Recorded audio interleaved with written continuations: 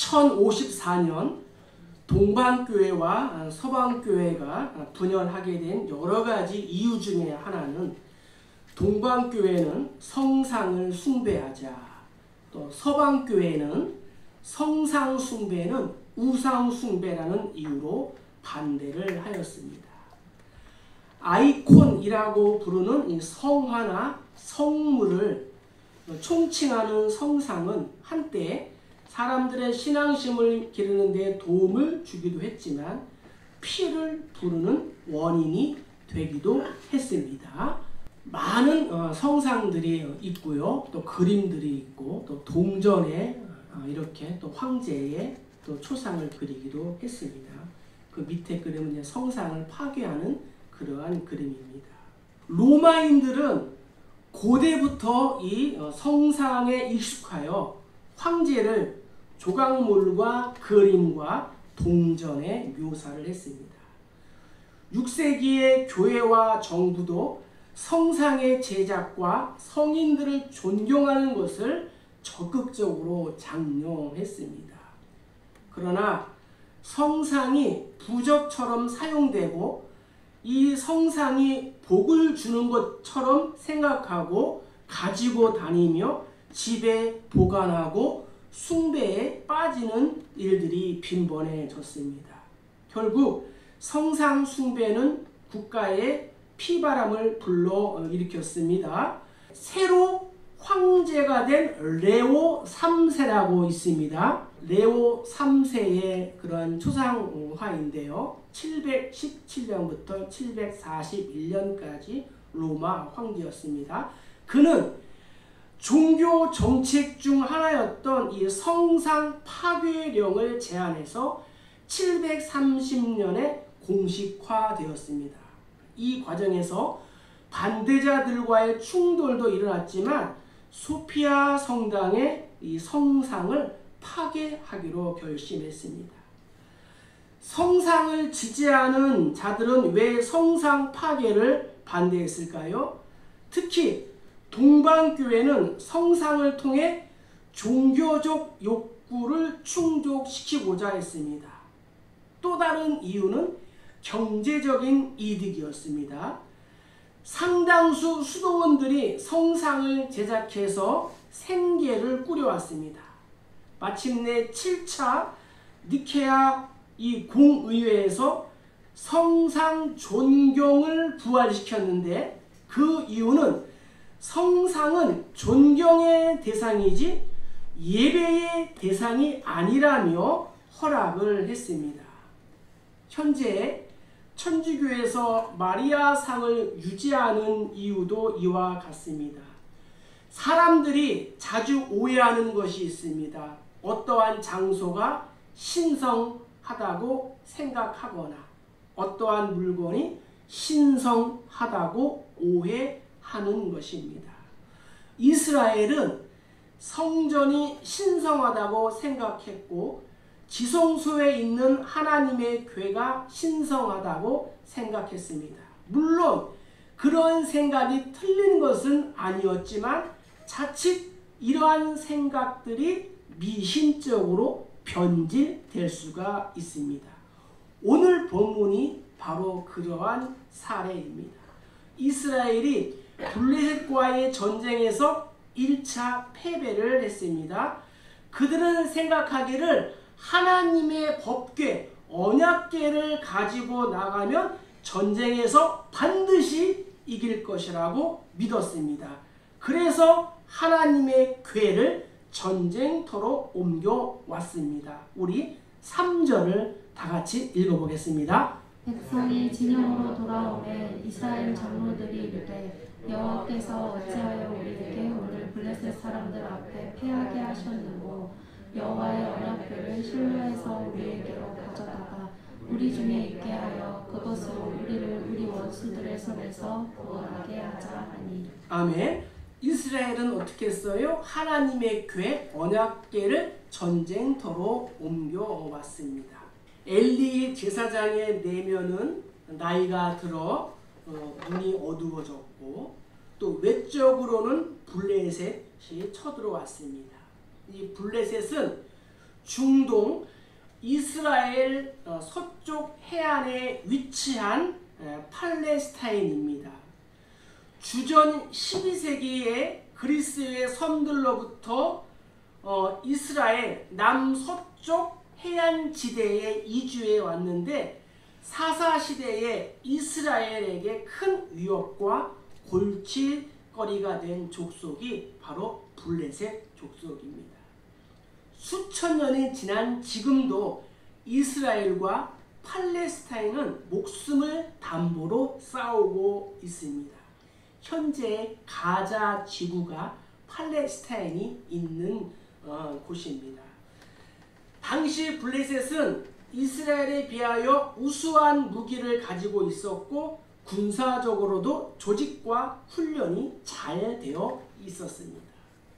그들은 아주 호전적인 민족으로 전쟁을 좋아하는 민족으로 이 팔레스타인 땅에 정착한 지 반세기 만에 이스라엘을 괴롭히고 억압할 수 있을 만큼 강성해졌습니다. 이에 이스라엘은 에벤에셀에 진을 쳤고 이 블레셋은 아벡이라는 곳에 이 전쟁에 진을 쳤습니다.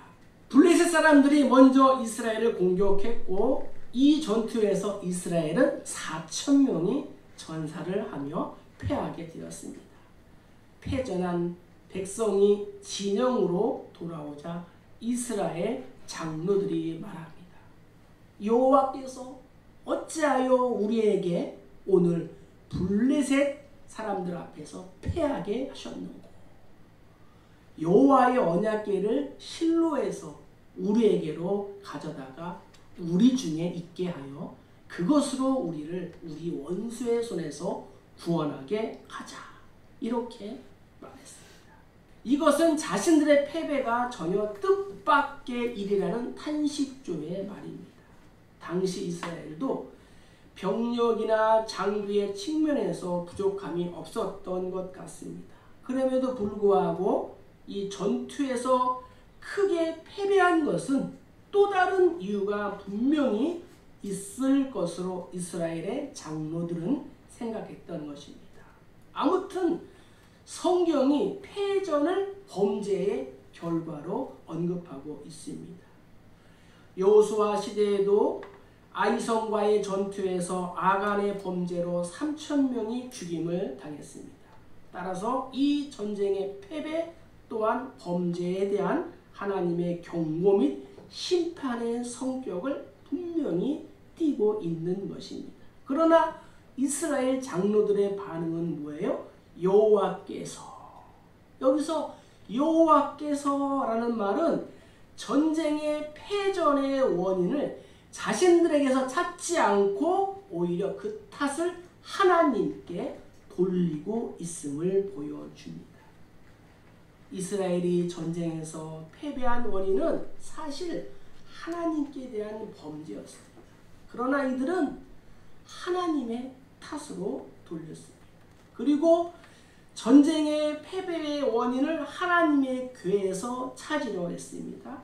하나님의 궤가 이 진영에 없어서 패한 것이다 라고 생각을 했습니다. 한마디로 이 법궤, 언약궤를 수호신으로 생각한 것입니다. 그래서 이 하나님의 법궤를 부적처럼 가지고 가는 것을 결정을 했습니다. 그래서 사람을 보내어 하나님의 궤를 전쟁터로 가져오게 했습니다. 이 부분에서 기독교 신앙에서 아주 중요한 부분을 다루고 있습니다. 내가 예수를 믿으면 하나님께서 무조건 내 편이 되어서 내 말을 들어주실 것이라는 굳센 믿음이 우리에게 있습니다. 아주 좋은 것이죠. 하지만 내가 최선을 다하고 또 예배하고 기도하고 회개하고 큐티하고 적용까지 다 한 것 같아도 여전히 남편은 속을 썩이고 자녀는 불순종하고 기업은 힘들고 또 내 생활은 쪼달리고 그러는 것입니다. 하나님은 내 생각대로 들어주지 않을 때가 많이 있습니다. 이스라엘은 전쟁에서 어떻게든 이기기 위한 어쩌면 정당한 이 처방이라고 생각할 수가 있습니다. 그런데 자세히 보면은 뭐라고 그래요? 여호와께서 어찌하여 우리에게 블레셋 사람들 앞에서 패하게 하셨는고? 모든 책임을 하나님께 돌리고 있다는 것입니다. 우리는 내 유익을 위해서 하나님을 미신처럼 믿는 습관을 버리고 불편한 상황과 환경 속에서도 그럼에도 불구하고 오직 하나님만을 구하고 바라보고 순종해야 될 줄로 믿습니다. 전쟁터에서 하나님의 법궤를 가져온 결과는 무엇일까요? 우리 10절과 11절을 한번 읽어보겠습니다. 블레셋 사람들이 쳤더니 이스라엘이 패하여 각기 장막으로 도망하였고 살육이 심히 커서 이스라엘 보병에 엎드러진 자가 3만 명이었으며 하나님의 궤를 빼앗겼고 엘리의 두 아들 홈니와 비느하스는 죽음을 당하였더라. 아멘. 하나님의 궤를 실로에서 가져왔는데 이 전쟁터에서 하나님의 궤를 빼앗기게 됩니다. 실로는 하나님의 성소, 곧 언약궤가 보존되어 있는 곳으로서 전쟁터인 에벤에셀에서 약 37km 정도 떨어진 곳에 위치하고 있었습니다. 그런데 거룩하신 하나님의 임재를 상징하는 언약궤를 지키고 있는 사람이 누굽니까? 엘리의 두 아들인 홈니와 비느하스였습니다. 참으로 역설적인 일이 아닐 수 없습니다. 홈니와 비느하스는 타락한 사람들이었습니다. 따라서 본 구절은 여호와의 언약궤에 어떠한 불길한 일이 닥칠 것을 의도적으로 암시하고 있다고 볼 수가 있습니다.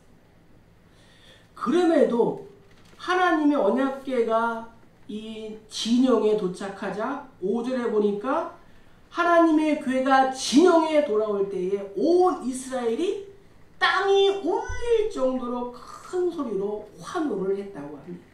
마치 종교적인 광신으로 하늘을 찌른 것과도 같습니다. 마치 이제는 이겼다! 전쟁에서 이긴 것처럼 샴페인을 터뜨립니다. 그러나 하나님의 언약궤는 부적이 될 수가 없습니다. 알라딘의 마술 램프가 결코 아니었습니다. 이스라엘은 하나님의 궤가 도착했으니 용기 백배하여 전쟁에서 이긴 것이나 마찬가지라고 생각을 했습니다. 그리고 상대적으로 블레셋은 공포에 떨었다고 성경은 기록하고 있습니다. 이스라엘은 자신들의 허물을 보지 못하고 오직 법궤를 숭배하면서 그것이 마치 하나님을 숭배하는 것인 줄 착각하고 있었습니다. 오늘날 기독교가 비난을 받고 한국교회가 지탄을 받는 이유도 전적으로 리더십의 잘못입니다. 리더십이 실상을 제대로 파악하지 못하고 잘못된 진단과 잘못된 처방을 내리고 있기 때문입니다. 이스라엘은 자신의 유익을 위하여 하나님을 이기적으로 이용했습니다. 블레셋의 반응이 어때요? 7절과 8절을 우리 한번 읽어볼까요? 블레셋 사람이 두려워하여 이르되 신이 진영에 이르렀도다 하고 또 이르되 우리에게 화로다. 전날에는 이런 일이 없었도다. 우리에게 화로다. 누가 우리를 이 능한 신들의 손에서 건지리요. 그들은 광야에서 여러 가지 재앙으로 애굽에 쫓은 신들이니라. 아멘. 당시 고대 이방 사람들은 지역이나 나라의 수호신 사상을 가지고 있었습니다. 때문에 자신들의 신만 두려워한 것이 아니라 타국의 신에 대해서도 두려움을 가지고 있었습니다. 과거에 이스라엘이 애굽에서 탈출할 때에 언약궤와 함께 하신 여호와께서 그들을 도우셔서 10가지 재앙을 애굽에 내리시고 마침내 홍해에서 애굽 군대를 몰살시킨 사실을 이 블레셋은 알고 있었습니다. 또 미디안 광야에서 아말렉을 물리치시고 요단 동편에 있는 아모리 족속의 시온 왕과 또 바산 왕을 죽이신 사건을 기억하고 있었습니다. 요단강을 건너서 여리고성과 아이성을 무너뜨린 것과 특히 사사 시대 때에 삼손에 의해 자신들의 선조가 몰살 당한 일을 생생하게 기억하고 있었기 때문에 두려워하였습니다. 그런데 이상한 일이 벌어졌습니다. 두려움에 떨고 블레셋이 포기하고 물러서기는커녕 오히려 더 마음을 강하게 하고 죽기 살기로 싸우기로 작정을 하고 자신들을 독려한 거예요. 성경 9절에 보니까 이렇게 기록되어 있습니다. 너희 블레셋 사람들아 강하게 되며 대장부가 되라. 너희 히브리 사람의 종이 되기를 그들이 너희의 종이 되었던 것 같이 되지 말고 대장부같이 싸우라. 그러니까 블레셋 사람들이 자신들을 위하여 격려하는 거예요.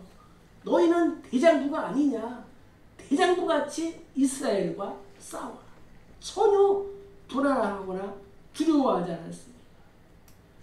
블레셋은 자신들이 이스라엘을 압박하고 또 다스린 경험이 있었기 때문에 자신들이 전쟁에 져서 노예가 될 경우에 당하게 될 비참한 신세와 처참한 고통들을 알고 있었습니다.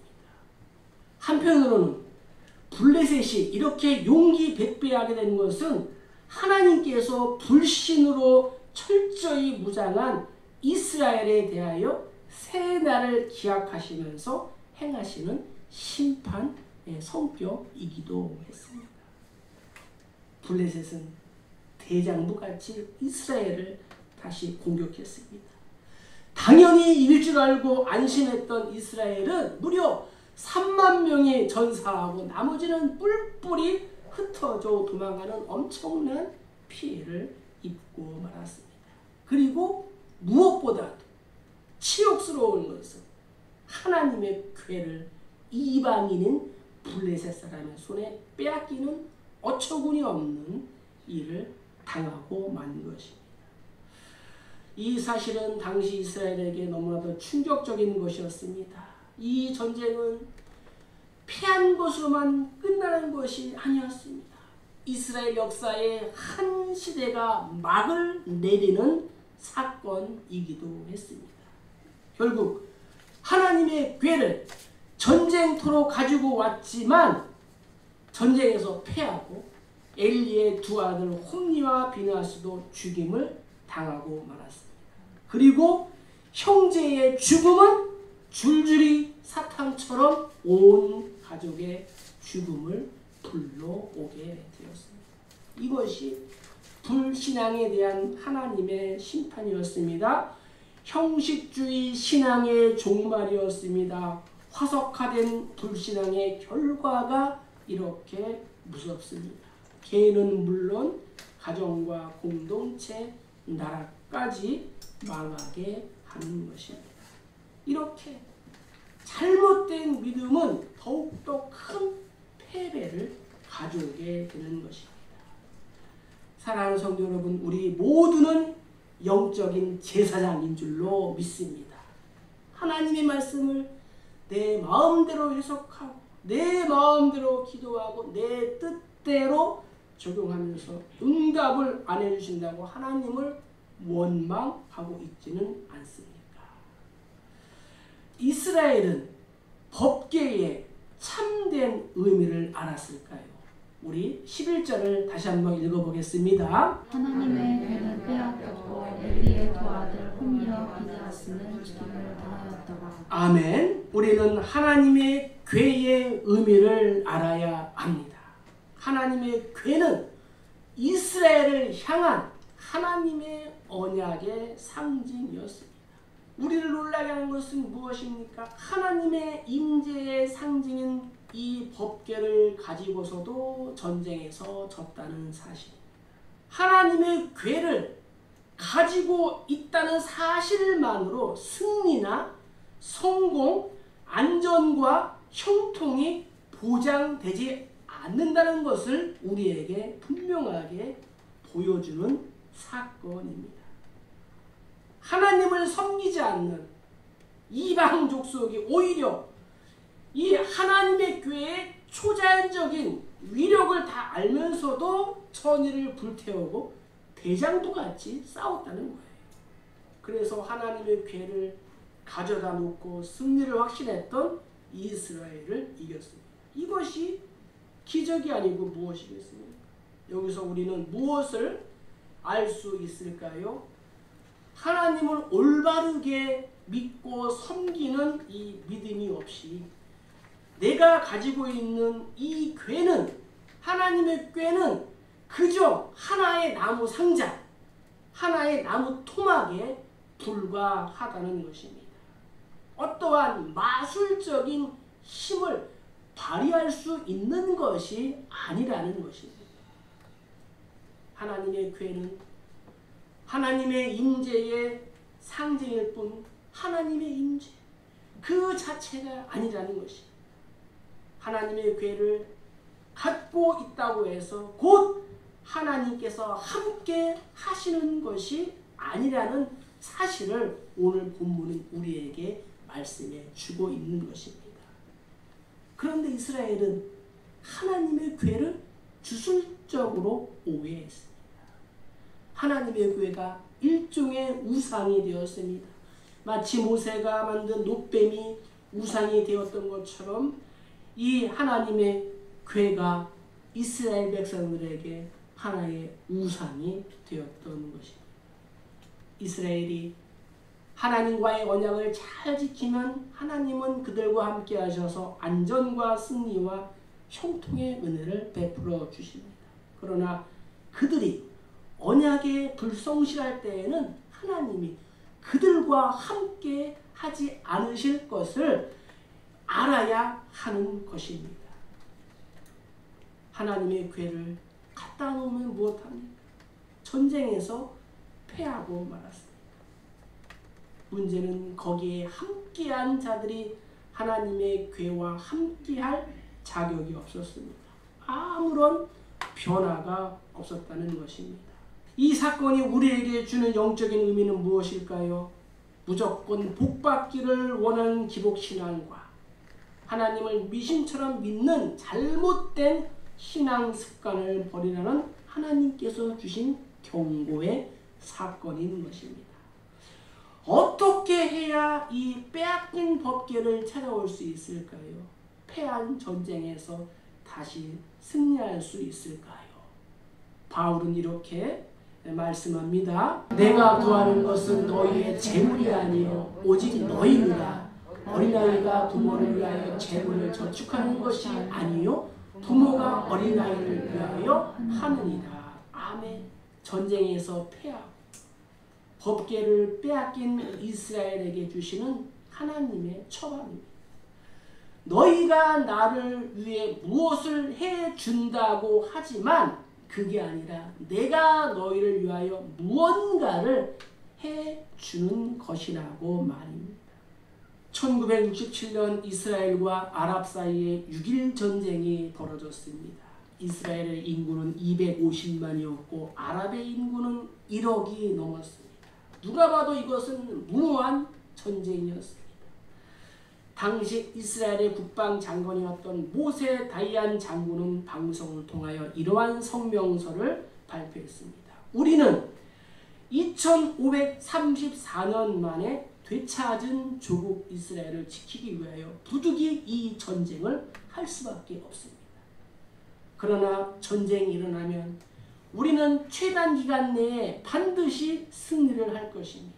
그 이유는 전 장병이 최신식 무기로 무장해 있기 때문입니다. 당시 서방의 첩보원들은 이스라엘의 위력적인 최첨단 무기, 핵 무기를 개발한 줄 알았습니다. 전쟁이 시작되었고 그는 말씀을 읽고 기도했습니다. 여호와여, 나의 대적이 어찌 그리 많은지요. 구원은 여호와께 있사오니 주의 복을 주의 백성에게 내리소서. 아멘. 전쟁은 6일 만에 끝났습니다. 물론 이스라엘이 승리하였습니다. 구원은 여호와께 있는 줄 믿습니다. 사랑하는 성도 여러분, 이제 말씀을 정리합니다. 내가 영적인 제사장으로서 말씀을 읽고 듣고 행하지 않는다면 하나님의 궤는 하나의 나무 조각, 하나의 나무 꿰짝, 우상, 허상에 불과한 것입니다. 내가 우상처럼 가지고 붙들고 있는 하나님의 궤는 무엇입니까? 그것이 아무런 소용이 없다는 때가, 없는 때가 있다는 것을 알아야 합니다. 이스라엘이나 한국교회의 형편은 예나 지금이나 동일하다는 거예요. 한국교회에도 많은 상징물들이 있습니다. 십자가가 있고, 휘장이 있고, 기도원이 있고, 수양관도 있고, 양로원도 있고 등등 요람에서 무덤까지 허다한 교회의 기관들이 많이 있습니다. 우리가 하나님을 떠나 있다면 이 땅에 가득 찬 하나님의 임재의 상징물들은 아무런 쓸모가 없는 것입니다. 나 한 사람이라도, 우리 교회만이라도 하나님과 동행하시기를 주의 이름 간절히 축복합니다. 빼앗긴 하나님의 이 법궤, 잃어버린 예배를 회복하기 위해서 하나님을 알고 말씀을 잘 들어야 합니다. 모든 것을 다 빼앗기고 앞길이 안 보일 때 내 열심히 무언가를 할 수가 없다는 것입니다. 하나님을 사랑하고 말씀을 바르게 잘 적용하면 빼앗긴 법궤를 찾아오고 예배가 회복되고 경제가 살아나면 하나님의 영광이 다시 임하게 될 줄로 믿습니다. 이러한 복이 우리 교회와 여러분들의 가정과 일터, 한국교회와 이 나라 이민족 위에 있기를 주의 이름으로 간절히 축복합니다. 축복합니다.